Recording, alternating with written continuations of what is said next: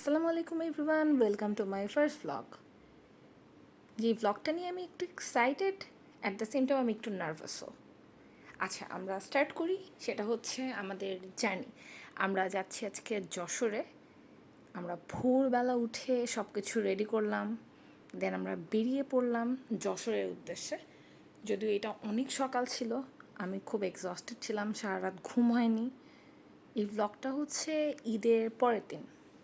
আমরা কোরবানি ঈদের পরের দিন যশোরের উদ্দেশ্যে রওনা দিই। যশোরে আমরা যাচ্ছি মূলত আমার মামির বাপের বাড়ি।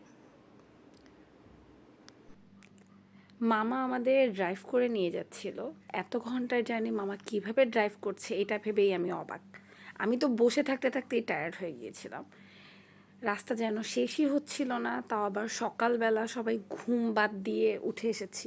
আমরা কাজিনরা তো সবাই ঘুমাচ্ছিলাম, গাড়িতে একটু পরপর ঘুমিয়ে যাচ্ছিলাম। আর আমি তো মোস্ট অফ দ্য টাইম ঘুমিয়েই ছিলাম, তার একটা ফুটেজও আমি অ্যাড করে দিচ্ছি, যদিও পিকচারটা আমার কাজিন তুলেছে। দেখতে দেখতে আমরা চলে আসলাম পদ্মা সেতু। তখন যদিও আমরা পিছনে চারজনই ঘুমিয়েছিলাম, মামি আমাদেরকে ডাক দেয় এবং আমরা টোল দিয়ে আমরা পদ্মা সেতুতে উঠে পড়ি। আমি পদ্মা সেতুর জন্য একটু এক্সাইটেড ছিলাম, কারণ আমার কখনো পদ্মা সেতুতে ওঠা হয়নি। আমরা কেউই ভোরবেলা নাস্তা করে আসিনি, তাই আমরা হচ্ছে ফরিদপুরের এদিকে একটা হোটেলে থামি।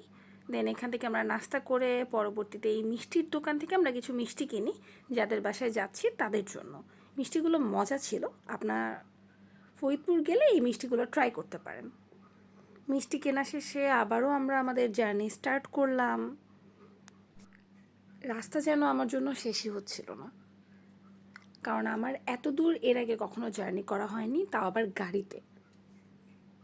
যদিও মামি বলছিল পদ্মা সেতু হওয়ার পর রাস্তা অনেক কমে এসেছে, সবাই অনেক ফাস্ট চলে যাচ্ছে, কিন্তু আমার জন্য এটা অনেক অনেক টাইম ছিল। এর মাঝখানে আমি একটু নিজেকে দেখিয়ে নিলাম। যদিও আমার ভালো লাগছিল না গাড়িতে, তার উপর এত সকালে উঠে আমি অনেক এক্সস্টেড ছিলাম। আমরা অলমোস্ট 5 ঘন্টা ওই দিন জার্নি করেছিলাম।